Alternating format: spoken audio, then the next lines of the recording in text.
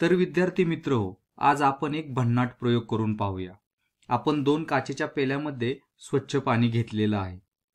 तर या डावीकडील पेल्यातील पाण्यामध्ये मी साखर मिसळली आहे आणि ती ढवळून पाण्यात पूर्णपणे विरघळवली आहे. आणि दुसऱ्या उजवीकडील पेल्यामध्ये मी काहीच मिसळलेले नाहीये. तर आता या दोन्ही पेल्यात लेझर किरण सोडून पाहूया. पाण्यात प्रकाशझोत दिसतोय का? तर नाही. दोन्ही पेल्यातील पाण्यात प्रकाशझोत अजिबात दिसत नाहीये. बरोबर. आता आपण दुसऱ्या पेल्यामध्ये दुधाचे काही थेंब टाकूया आणि हे मिश्रण ढवळूया. आता पुन्हा लेझर किरण सोडा, तर इथे आपल्याला प्रकाशझोत दिसतोय. तर माझा प्रश्न असा आहे की साखर टाकलेल्या पाण्यात प्रकाशझोत आपल्याला दिसत नाही, परंतु दूध टाकलेल्या पाण्यात आपल्याला प्रकाशझोत स्पष्टपणे का दिसतो? तर दूध आणि पाणी यांच्या मिश्रणामध्ये प्रकाशझोत दिसण्याचं एकमेव कारण म्हणजे प्रकाशाचे विकिरण, स्कॅटरिंग ऑफ लाईट. तर बघूयात की इथं नेमकं काय घडतंय ते. तर जेव्हा आपण दुधाचे थेंब पाण्यात मिसळतो तेव्हा हे दुधाचे सूक्ष्म कण पाण्यामध्ये सगळीकडे पसरतात अशा प्रकारे. बरोबर. तर जेव्हा प्रकाश किरण या मिश्रणामध्ये प्रवेश करतो तेव्हा तो या कणांवरती आदळतो. चला एका चित्राद्वारे समजावून घेऊया. समजा हा एक लेझर किरण आहे. हा प्रकाश किरण या मिश्रणातील एका दुधाच्या सूक्ष्म कणावरती आदळतोय. हा दुधाचा सूक्ष्म कण आहे. तर हा दुधाचा कण काय करतो, तर प्रकाश सगळ्या दिशांनी परावर्तित करतो या प्रकारे. यापूर्वी आपण पाहिलं आहे की मोठ्या वस्तू जसं की आरसा, चेंडू हे प्रकाश एकाच दिशेने परावर्तित करतात. पण जेव्हा आपण लहान कण पाहतो ते मात्र प्रकाश सर्व दिशांना परावर्तित करतात. आता असे का होते? आता हे जर समजून घ्यायचं असेल तर प्रकाश आणि पदार्थ त्यांचा परस्पर संबंध याचा सखोल अभ्यास आपल्याला करावा लागेल. पण इथं त्याची काही गरज नाहीये. इथं आपण एवढ्या खोलात जाणार नाही.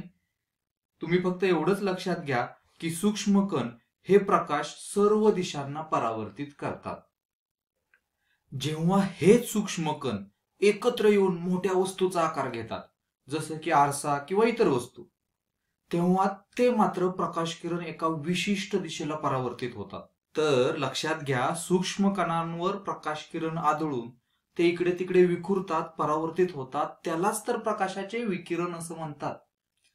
तर येथे काही प्रकाश किरण हे आपल्याकडे म्हणजे या कॅमेऱ्याच्या भागात सुद्धा परावर्तित होत आहेत. बरोबर. ते परावर्तित होतात आहेत म्हणून तर आपल्याला हे दुधाचे सूक्ष्म कण चमकताना दिसतात आहेत.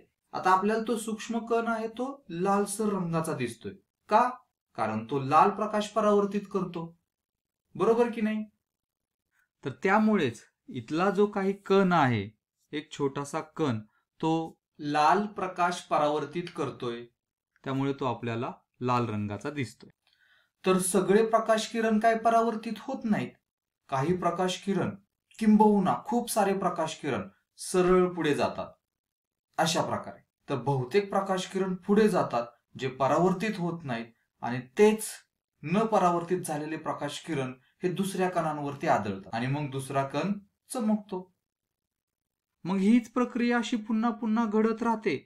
परिणामी काय होतं, प्रकाश किरणाच्या मार्गातील सगळेच कण चमकायला लागतात. आता हे कण खूप लहान असतात. इथं दाखवलेत त्यापेक्षा खूपच लहान असतात. त्यामुळे हे जे काही सूक्ष्म कण स्वतंत्रपणे आपल्याला दिसत नाहीत, तर एक चमकणारी अशी सरळ रेषा दिसते. बरोबर. तर इथे जे आपण पाहतो आहोत तर हे दुधाचे कण आहेत. ते प्रकाश विकिरित करत आहेत आणि चमकत आहेत आणि त्यामुळेच आपल्याला एक असा सरळ प्रकाशझोत दिसतो. बरोबर.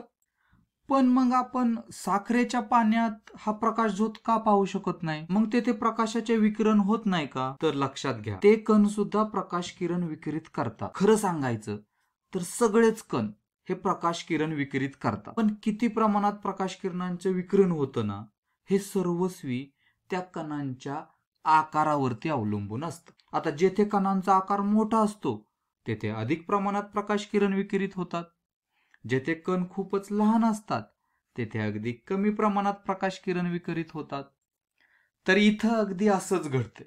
साखरेच्या द्रावणातील कण हे इतके छोटे आहेत की त्यांच्यामुळे विकरित झालेला प्रकाश हा खूपच नगण्य, खूपच कमी आहे आणि म्हणूनच आपण प्रकाशझोत पाहू शकत नाही.